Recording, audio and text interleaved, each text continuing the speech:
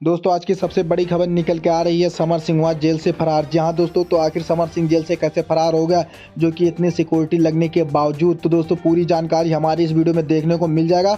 दोस्तों फरार होकर एक गन्ने में समर सिंह छुप गया, उसका पूरा वीडियो हमारे पास है। हम आगे आपको इस वीडियो में पूरी जानकारी और पूरा वीडियो दिखाएंगे। तो दोस्तों वीडियो के साथ बने रहे, वीडियो को लास्ट तक जरूर देखें।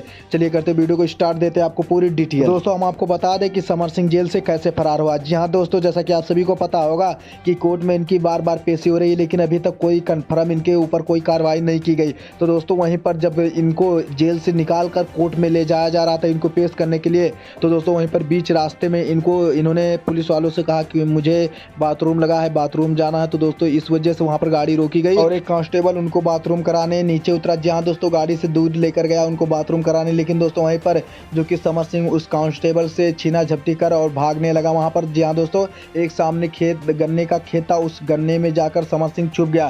तो दोस्तों उसका वीडियो हम दिखा दे रहे हैं, पुलिस किस तरीके से उनको ढूंढ रही है। मैं पीछे आ रहा हूँ, नहीं तो उधर से पब्लिक आ रही है, आपको निकलना ही पड़ेगा। अभी आप आ जाएं बाहर।